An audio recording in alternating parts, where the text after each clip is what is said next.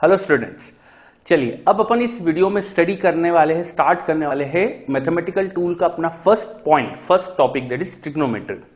Trigonometry वैसे तो आप सबने अच्छे से 10th तक पढ़ा होता है, स्टिल हम इसका एक छोटा सा पोर्शन रिकैप करेंगे। देन हम उन पॉइंट्स पे स्ट्रेस करके रिकैप करेंगे जो हमें फिजिक्स में जरूरत पड़ती रही थी, फिजिक्स में जिनका बहुत एप्लीकेशन होता है, यूज होता है। ट्रिग्नोमेट्री क्या होता है? तो ट्रिग्नोमेट्री दो वर्ड से मिलकर बना होता है, ट्रिग्नो एंड मेट्री। ट्रिग्नो का मतलब होता है ट्राइंगल।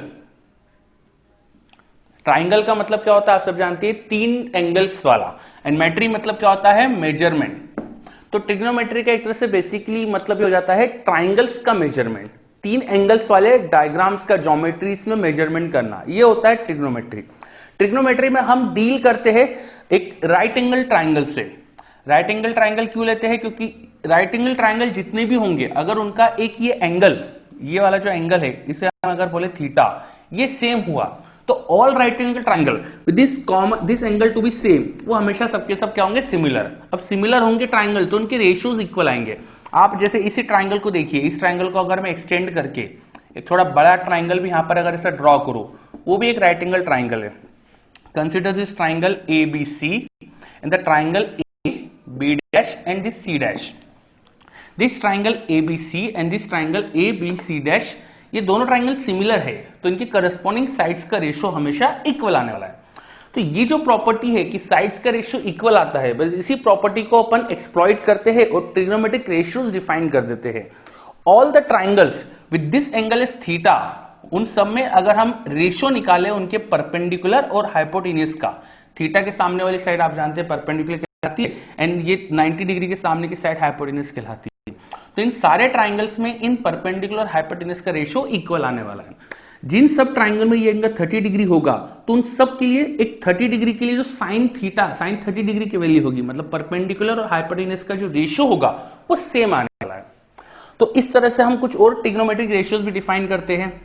अब यहां पे मैंने साइन थीटा का मीनिंग डिफाइन करा है। साइन थीटा क्या होता है?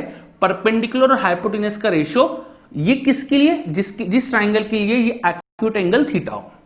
सिमिलरली अपन कॉस थीटा, टैन थीटा, इन सबको भी डिफाइन करते हैं। Cos theta is defined as base upon hypotenuse, tan theta is defined as perpendicular upon base. अगर हमें ट्राइंगल का ये वाला एक्यूट एंगल पता हो तो हम उसके इजीली ये रेशो लिख सकते हैं। ये हमने निकाल के रखा है, अलग अलग एंगल जो स्टैंडर्ड एंगल्स होते हैं उनकी ये रेशो हमने याद कर रखा है, आपने अच्छे से 10th क्लास तक याद करा होगा।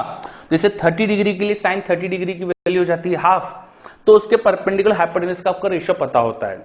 अब रेशो पता है और इन दो साइड में से कोई एक साइड अगर आपको पता हो तो दूसरी आप इजिली निकाल सकते हो।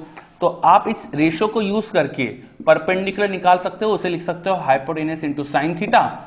सिमिलरली आप बेस निकाल सकते हो हाइपोटेन्यूज इंटू कॉस थीटा। ये जो अभी मैंने दो रिलेशन यहां लिखे हैं, ये बहुत इंपॉर्टेंट रिलेशन है। ये फिजिक्स में कई जगह यूज करते हैं हम।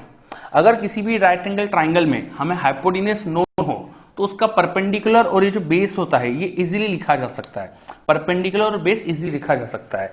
Hypotenuse times cos theta gives you base and hypotenuse times sine theta gives you perpendicular. तो ये एक रिलेशन बच्चों अच्छे से याद रखिएगा। ये रिलेशन हमको कई जगह यूज करना पड़ता है।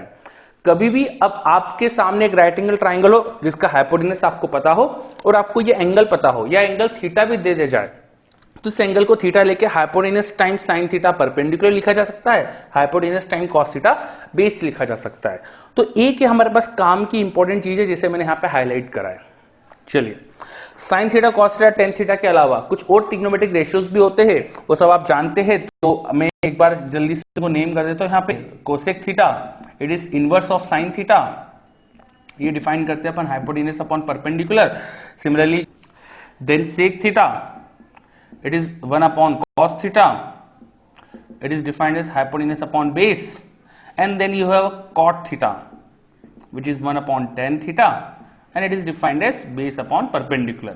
तो ये हमारे पास कुछ ट्रिग्नोमेट्रिक रेशियोज है जो आपको ऑलरेडी 10th में पढ़ा होता आपने, ये हमने एक बार जस्ट डिफाइन कर दिया वापस से आपके लिए।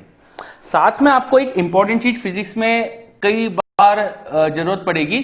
एक इंपॉर्टेंट ट्राइंगल होता है हमारे पास 3, 4, 5 का ट्राइंगल, जिसका परपेंडिकुलर 3 हो, बेस 4 हो, then this hypotenuse will become 5।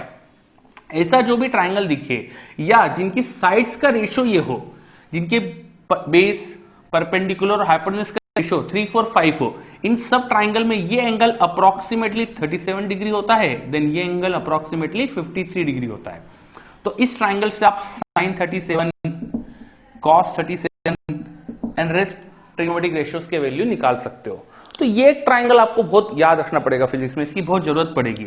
तो sin 37 अगर हम परपेंडिकुलर अपॉन हाइपोटेन्यूज लिखे, it will be 3/5 and it will be ऊपर नीचे अगर 2 से मल्टीप्लाई कर दी जाए तो 0.6।